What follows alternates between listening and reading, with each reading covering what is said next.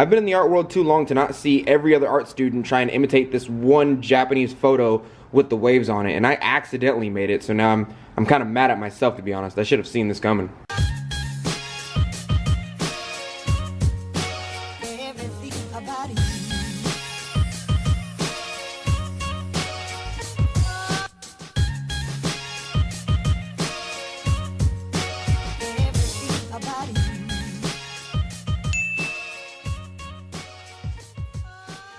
Hello, you dirty potters. How are you today? Today we're going to be doing a good old-fashioned kiln opening. I pull my stuff out of the kiln, we look at the good stuff, we look at the bad stuff, and we talk about what I did to these products to get the effect that I got. I've been really into this hand motion lately, I don't know why. And I think you guys know how this works by now. We put stuff in a bad pile, we put stuff in a good pile, and then we put stuff in like I kind of don't want to reglaze it, but I could if I wanted to pile, but I'm lazy. And as always, we start off with the thing that I like the least from the kiln load, and we're gonna move up to what I thought was the best. And oh, believe me, we have one that I think is the best, for sure. Your job in this equation is to comment down below and tell me which one you like the best and why.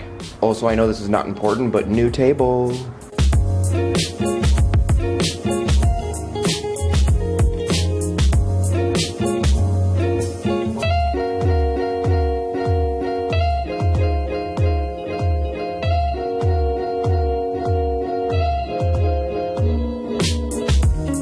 Let's start off with this bowl right here. This bowl is actually a combination of two different glazes, and as you guessed, it is in the raw spot. What is that light? What is that light over there? Now this bowl is actually a combination of two different glazes, if you can tell already. It's my mistake blue that I accidentally made, but I'm keeping it because I really like it, with Ron Roy's high gloss black over it. The awesome thing about this glaze is if you do it just right, you technically can make an oil spot glaze like this, and it comes out extremely well. I am madly in love with this oil spot glaze. But the bad news is if you don't coat it correctly, or you coat it a little bit too much, you end up getting these crawls right here. You can tell all over the entire bowl, it's all crawled, and this is probably the worst thing that I've gotten out of the kiln today. The really messed up part is that this bowl actually has a brother, and I put him on the good side. Where are you at? Here, I found it. Here, this is the brother of that bowl, and it came out a lot more smooth as far as the oil spots go. But there is one flaw on this entire bowl. I put it in the good pile just to remind myself that it's technically a bad pile. Don't question the way I think, that's the way I think. It looks so nice, it looks so nice, it looks so nice. Oh, it still looks so nice, and then hi, how are you? There's one spot right here that I simply cannot get rid of. It is a giant bubble of glaze, and I don't know how to get it off, so it technically goes in the bin with its brother, but at the same time, this combo of glaze is phenomenal.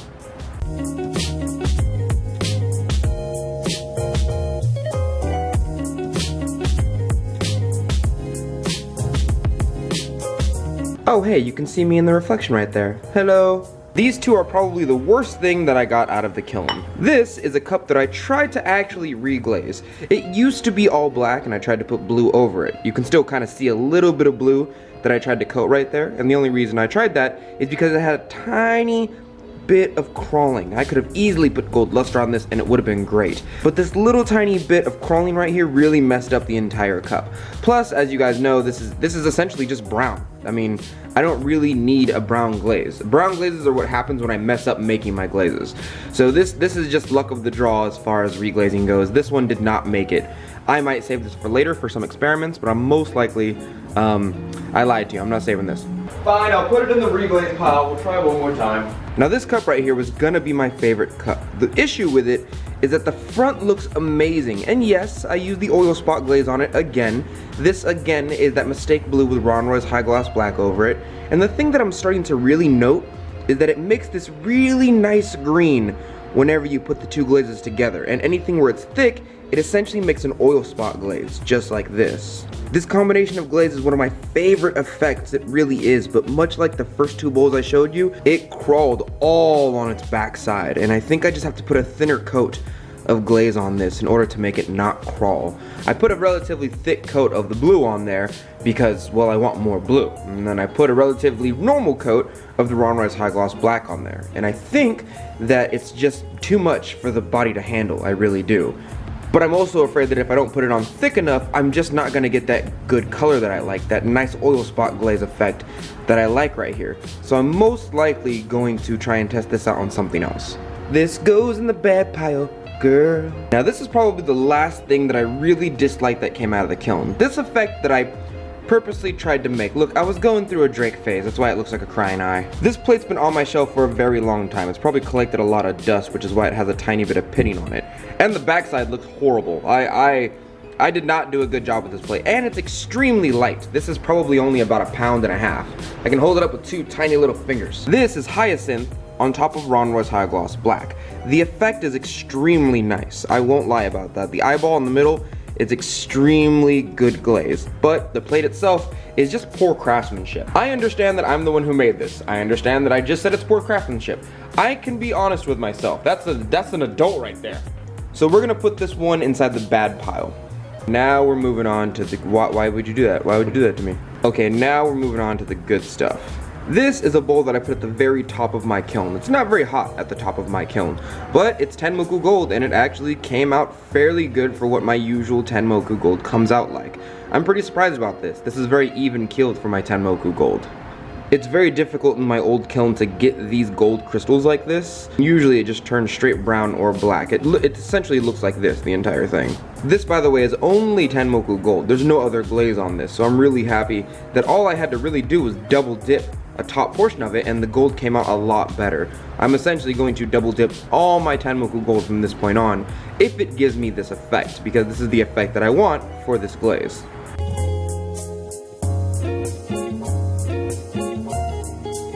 I will say that overall the bowl itself is nothing really too special. The size, the weight, the way the bowl is structured itself isn't anything special, but it's not a bad bowl. There's nothing technically wrong with it, so this one's gonna go inside the okay pile. I'm most likely not going to reglaze this.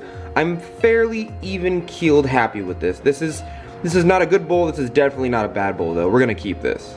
Okay, we're essentially done with everything on the bad side. I really only have stuff that I was okay with, or stuff that I was happy with from this point on. You guys remember that glaze that I like a lot, that I was talking about earlier? Well, this is when it actually works. This is that Jeff Campana's Mistaken Blue that I had made quite some time ago with Ron Roy's High Gloss Black over it. And man, did it get some good oil spot right here. I also put a little bit of slip right here and put some wax resist over it so that the other glaze wouldn't interfere with it. And it came out quite nice. The design looks pretty good actually.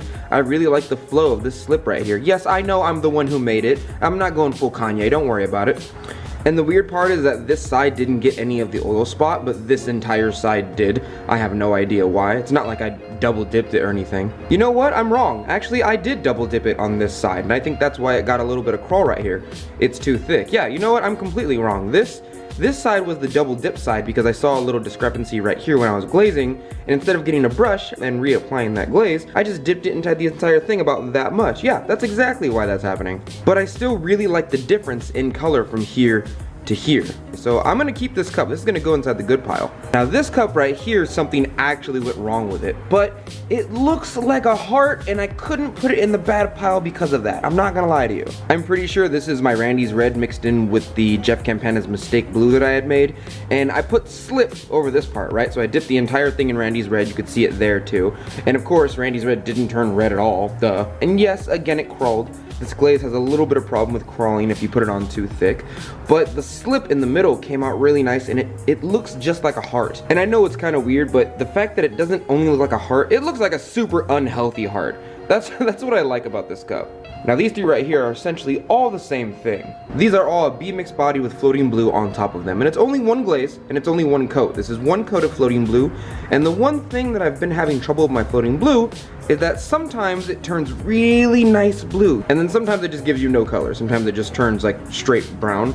So that's the one issue I'm having with my floating blue. I have learned though that if you double dip your floating blue and give it about 2 to 3 coats, it does fairly well. It turns way more blue if you put it on thicker, but if you put it on too thick, it essentially just crawls right off. So you have to be extremely careful. But there's nothing wrong with these bowls. I'll probably put a little luster on top of them and they'll look extremely nice when they go on a table or when I give them to patrons or something of that nature.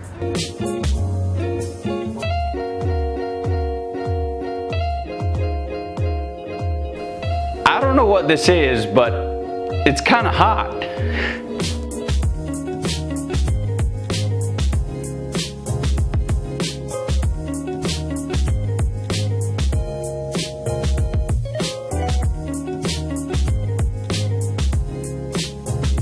And you can kind of see what I'm talking about specifically with this bowl. Like I put the tongs right here, I dipped it, and then I held it, and all the gravity of the glaze came to this side right here on the bowl, which is why this side is a little bit thicker than this side. And because of that, this side got some really nice blue, and then this side got essentially nothing. These three are going inside the good pile. Now this is a teapot that I had made recently from one of the teapot making videos. It's fine, there's nothing really wrong with it, to be honest with you. The lid fits fine. It is fantastic color. It has a really nice slip pattern right here, and this part right here kind of looks like ocean waves. Somebody would most likely love this. I have a filter on the inside right there. I made sure to make that little tiny gully right there to make sure that the airflow comes out. This is just fine. There's nothing really wrong with this. I'm just kind of putting it lower on the list because I personally don't like it. It is a nice teapot though, and I even put a handle right here, right, so that when you're looking at it, when you're serving people, they're looking at the kind of ocean wave of slip right here. So you just kind of pour it like this, and then somebody would see the nice design on the front, and that's kind of how I wanted it to be when I was making it. There's nothing really wrong with this. This is gonna go inside the good pile. My issue with it is that it looks like ocean waves on my teapot right here, and I didn't mean for that to happen. I should have known when I put waves of slip and made them blue that they would look like ocean waves. And I personally think that ocean waves are an overplayed thing in art. I always see it literally everywhere inside of paintings, and so that's my only real discrepancy with this. It's a personal issue. It's a personal issue, I'll give you that. I'm sure some of you right now are like, that looks really nice. It's a personal issue. I've been in the art world too long to not see every other art student try and imitate this one Japanese photo with the waves on it, and I accidentally made it, so now I'm kind of mad at myself, to be honest. I should have seen this coming. But this one will be going inside of the good pile.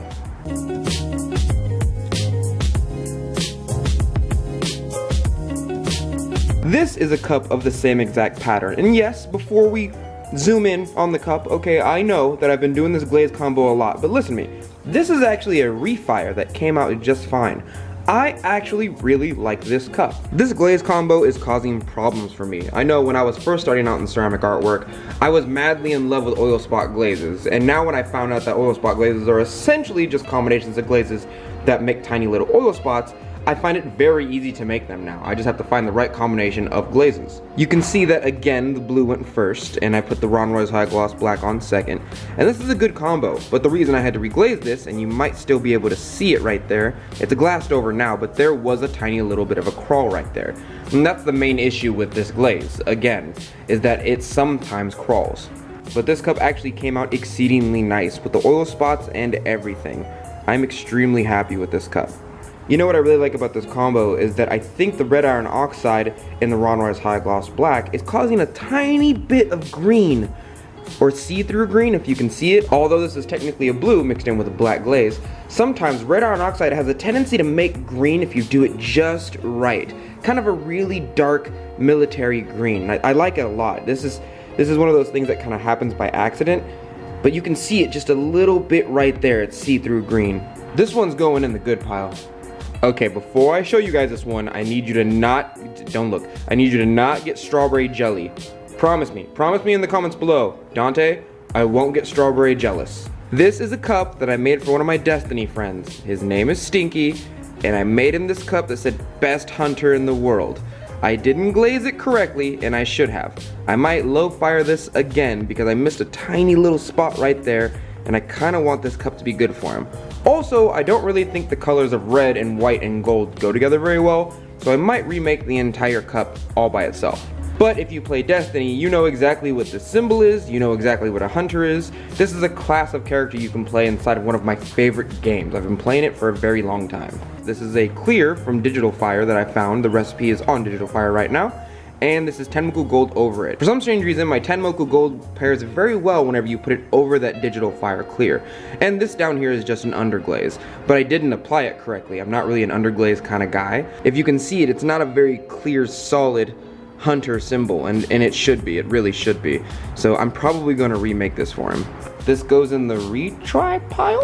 These I'm going to show you guys all together because these are all simply marbleized clay. Now granted, this is my favorite one right here. I'm more attracted to this one than any of the other ones. This is also one of the reasons that I hold a clear coat glaze inside of my gambit of glazes that I don't use with any other glaze, because this glaze hates all other glazes except for Tenmoku Gold on top of it, which I showed you previously. I do not mix this glaze with almost any other glaze except for that Tenmoku Gold, but it's extremely reliable when it comes to making a clear coat.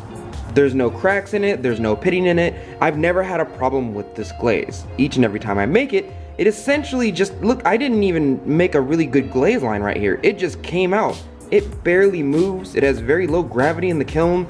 This is one of my favorite glazes, but I have it for this one specific scenario. I only have it for putting on a clear glaze on top of something. That's the only reason I have it.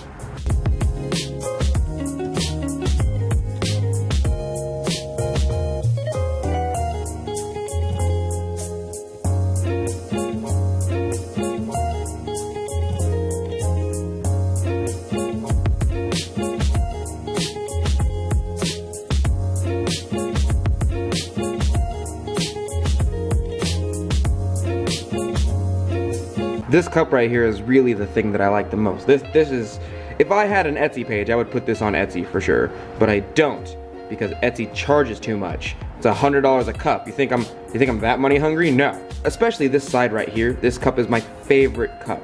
This would be the winner of the kiln load to me if I didn't have something better than this. This would be the top dog, and I'm sure some of you guys are gonna see the next one and be like, nah, this is much better.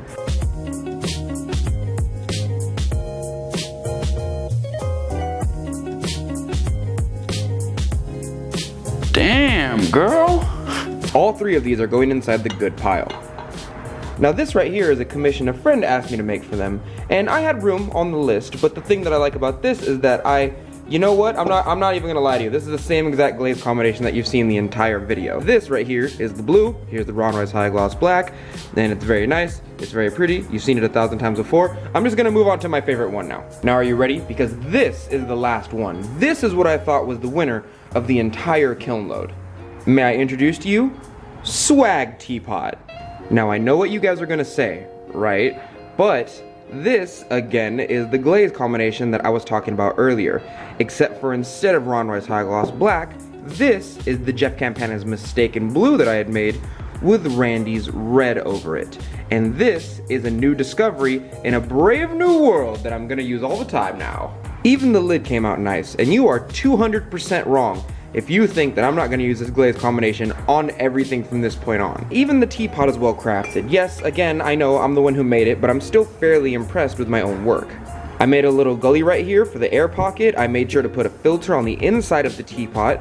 The handle placement's fine. The spout is directly on the shoulder. It also matches up almost exactly with the very top of the teapot. Made a little channel inside the spout so that water pours out very nicely. This is a well-crafted teapot. It's a little on the hefty side, but I'm not gonna lie, I'm mad about this teapot. I like it a lot, and I think it's purely because of the slip I put on it, as well as the glaze combination.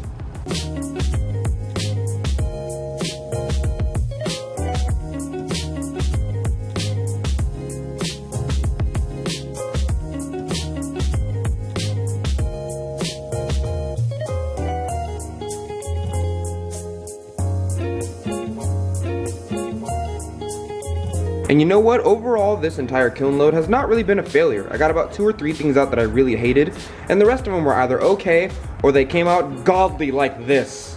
Even the lid fits on perfectly. The lid doesn't move very much when you put it on. This is a very small amount of movement, but this is the winner to me. If you don't agree with me, you put it down in the comments below. But also, I already disagree with you. I'm letting you know this now. Well, thank you, Dirty Potters, for joining me today. This is the last thing that I had to show you out of the kiln. This is the thing that I like the most. This was also at the top of the kiln, so I'm extremely happy that I saw this first when I opened the kiln, because it gave me good hopes for the rest of the kiln load. If you'd like to see any of my artwork on my Instagram, the links are always down below for your beautiful Potter eyes to see, and you can always come and join the Facebook community. The link to the Facebook community is also down below. You guys can always come join them. There's tons of Potters over there that are full of really helpful advice. But thank you guys again for joining me today, and I will see you, Dirty Potters, next week.